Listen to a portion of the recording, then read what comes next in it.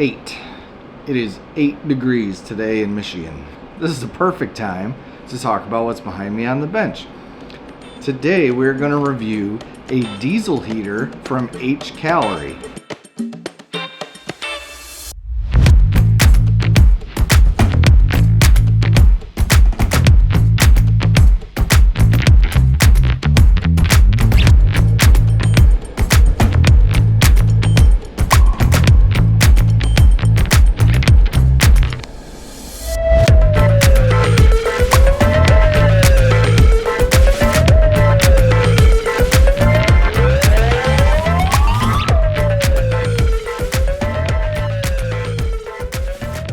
So a few weeks ago, HCalory reached out to me and said, hey, we've got this cool diesel heater. It's perfect for adventure van builds, camper builds, car camping, all kinds of stuff where you have access to essentially 12 volts of power. So I said, yeah, I want to build an adventure van, and one of the components that I need to build to get this to work would be a diesel heater.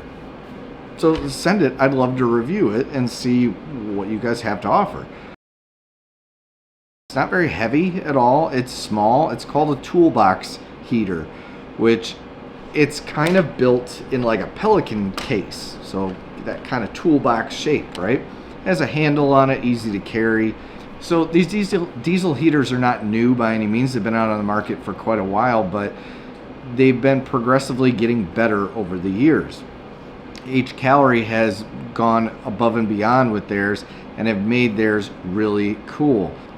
So diesel heaters are notoriously kind of loud and noisy. The fuel pumps that they put in them have this like ticking noise where they're constantly ticking, pushing fuel into the chamber to burn to make your heat. So HCalory has gone kind of above and beyond, and they've created a silent fuel pump, so there's no more of that ticking sound. They've also put in LCD screens that have CO2 monitoring in them. They've got overheating safety features built into them, auto modes, plateau modes. They've got high elevation modes, just a ton of different safety features and different modes to make this thing work for you. So you can set it to a specific temperature that you want in your room that you're heating. And once it reaches that, just like a thermostat, it'll kick down. Or you can put it on like a auto mode where it just has a range from like 1 to 10 in fan setting, and it will just consistently pump heat out. Another cool thing is they give you this remote. So they give you a cool little remote control. So if it is, underneath or something, or you've got it like in a kind of camper van build, you'd put that under your bed or something, somewhere where it's out of the way, tuck it in a cabinet, you can grab it from anywhere and hit the remote and get it going. So I feel like this would have great adaptation in tent camping as well, if you can figure out how to get the exhaust out of the tent and keep it in without melting your tent, right? The exhaust does get kind of warm. But it'd be cool if you're sitting around the fire trying to stay warm, and you want to pre-warm up your tent. You can take the remote and get it going, so when you do get in your tent, it is nice and warm. It is fairly quiet. It is pretty quiet, actually. The only thing you hear is just the fan motor blowing the air out of it.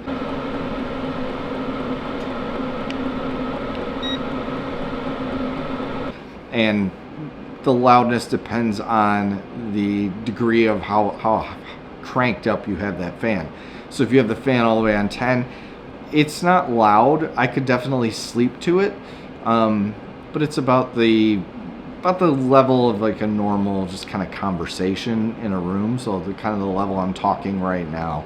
Like you said, it's not super loud to where you're like, dude, I'm never gonna be able to sleep with this. But it's also, it's not whisper. That's on full max mode. So I put it down on like level 2 or 3, even up to 5, and it's fairly silent where you can barely hear it, but still pushes a pretty good amount of air in. Now, if you're in a small space like a camper van or an adventure van or your car or something like that, I don't think you would need the full max fan. I feel like that is like way overkill, and you'll just cook yourself out of it unless you're trying to make a sauna or something. So I feel like fan levels between 1 and 5 is the most you would ever need. You know, maybe 10 if you're trying to like warm it up from an initial freezing, you know, cold kind of situation. But then once you're up to temp, you can kick that down to 2 and 3. You barely hear the thing. In the box, they give you the heater itself, and they also give you a bunch of extra parts to assemble it. There is some assembly required. So they give you a muffler and a kind of a metal exhaust tube that's flexible to a certain degree, and that just gets put on with some simple clamps, just some screw clamps. You can put the whole thing together with just a simple Phillips screwdriver. And there is a port or a tube that you can attach with clamps as well, and that has a kind of a vent cap on the end, and that is where you would have you could have it port into something. So if you did have this in a camper van type build, you could put this thing in a cabinet per se, and the only thing that would be showing would be just that you know, the vent to blow the warm air into whatever, you know, room you're heating. Then they do give you a smaller tube with an air filter to pull in clean air so that it burns clean and you're not burning junk. So, and that is pretty much the whole build. It's 3 tubes you basically put on with clamps. Now the whole thing took me about maybe 10 minutes to put together, and that was with me filming. So if you're putting this together, it would take probably about 5 minutes, I would assume. The tank, I put a gallon of diesel fuel in, and it's about half full, so I'm assuming it's somewhere around 2-gallon tank, or 2 gallons that it would hold. That 1 gallon I've had running for hours now, and it's not even brought it down at all. I think it runs for a pretty long time on a full tank of fuel in that. They do give you a bunch of different powering options as well. So they do give you a 110 connector, so you can just plug it into a standard wall outlet in your home or your garage, like I have it in mine right now. They also give you a cord to plug it into a 12-volt like car battery. So if you are doing this in a camper van or an adventure van style thing, you can just plug it into a standard battery. Or if you're just, you know, out maybe hunting or something, or a hunting blind or a small cabin or something, and you have like a battery bank with solar in it, it could run off just a standard battery, 12-volt battery like that. Speaking of building it into cabinets and things, if you are building it into a standard structure that it's always going to stay there, they do give you an extra cord to take that LCD screen off of the actual unit and move it up somewhere else if you wanted to have it on the outside of the cabinet, so you could see that screen and control it via the LCD touch screen or via the remote. So you would be able to see that, and it's not hiding it. Once it's up and running, there is kind of an initial setup process. So when you plug it in, they do note in several places in the instructions that when you first turn it on, it'll run for 3 to 5 minutes before it actually starts kicking on heat. Just be patient and let that happen. And then once it kind of runs all of its internal system checks, then it'll finally, you'll hear a bit like kind of a ticking at first as it's kind of setting up that fuel pump and priming it and everything else. And then after that first initial setup, you don't hear that ticking anymore. That ticking goes away. Now the first time I kicked it on, I did get some smoke out of the exhaust. I think that's just initial dust burning off in the burn chamber and everything else inside of the greases and things else inside the muffler and the exhaust tube. But after about 20 seconds, that smoke stopped, and then it started running clear. Like I said, it does have built-in CO2 sensors on it, so if it does notice the unit that you have is getting too much CO2 buildup, which could kill you, right? It will shut the unit off, as well as if it starts getting too hot, where it's like, hey, this is gonna melt or it could start a fire, it'll shut down as well. Once it's cooled down, once the unit's completely cooled down, it will be able to be restarted again. So same process with shutting it off. When you do shut it off, it will stop producing heat and the fan will kick down, but then it'll take 3 to 5 minutes to kind of clear and vent itself out. So it'll run like a slow fan, you'll hear, and they ask you not to unplug the power or anything during that process to let it kind of fully ventilate out. because you want the burn chamber to remain as clean as possible, so you don't want a lot of that buildup and soot to get built up in the burn chamber. So it is a safe heat. Everything is contained.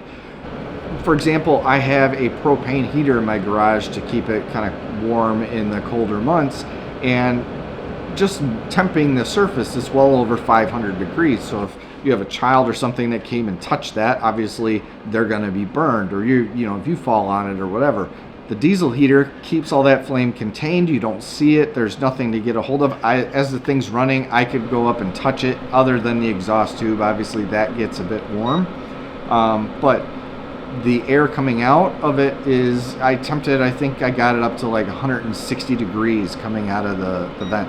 You can put your hand up on that. It's not going to burn you or anything. If you touch it, or accidentally a kid comes up and touches the outside of the box, everything is cool to the touch. It doesn't hurt.